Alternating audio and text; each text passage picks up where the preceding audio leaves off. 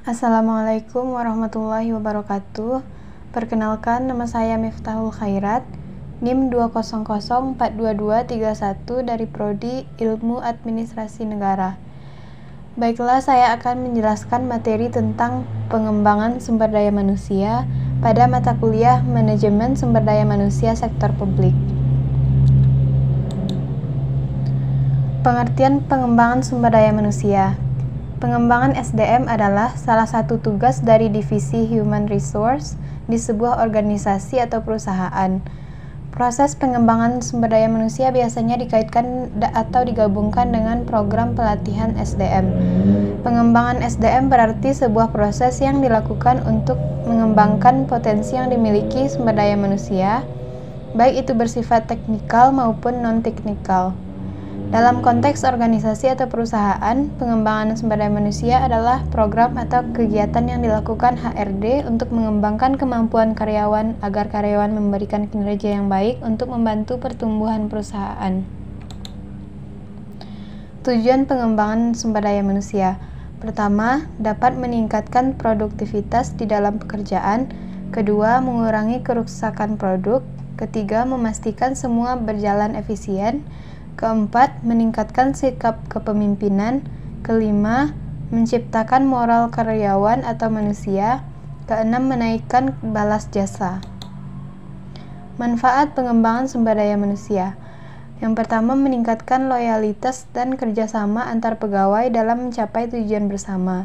Yang kedua, meningkatkan sikap moralitas antar pegawai dan antar atasan dengan pegawai sehingga organisasi atau lembaga berjalan dengan efektif. Yang ketiga, meningkatkan kualitas produk, kerja, dan mengurangi risiko kerusakan dan kecelakaan keras. Yang keempat, membantu pegawai dalam mencari jati diri dan kemampuan pribadinya. Teknik pengembangan SDM.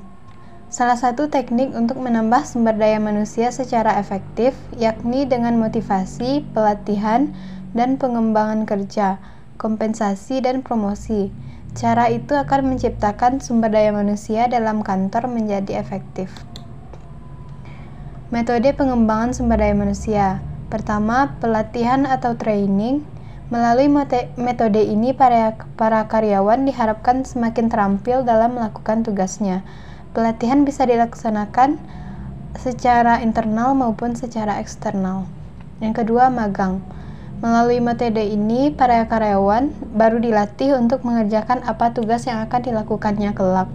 Karyawan baru tentu belum menguasai medan tempur, karenanya perlu didampingi terlebih dahulu agar nanti siap diterjunkan dalam pekerjaannya dengan keterampilan dan wawasan yang dibutuhkan. Yang ketiga, pendidikan.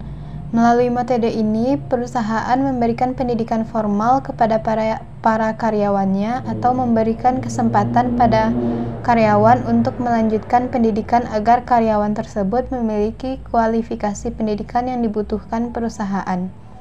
Yang keempat, rotasi kerja.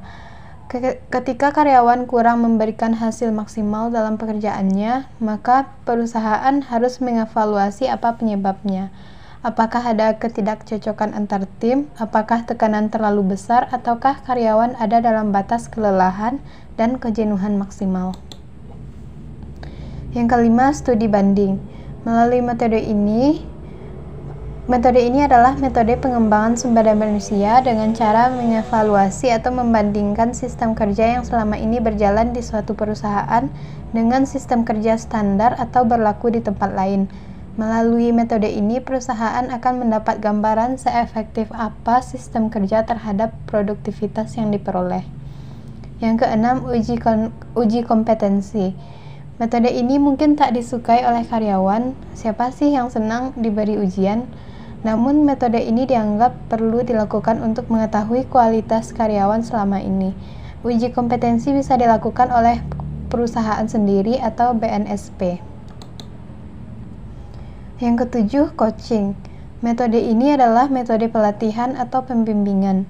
Tujuan dari metode ini selain untuk meningkatkan keterampilannya dalam bekerja, juga sebagai sarana untuk transfer kemampuan karyawan atau orang yang sudah jauh berpengalaman di suatu pekerjaan. Yang kedelapan, outbound. Metode ini dilakukan untuk mempererat tali silaturahmi di antara karyawan di semua level. Pada kegiatan ini biasanya dibagi ke dalam kelompok-kelompok yang anggotanya berasal dari divisi lain.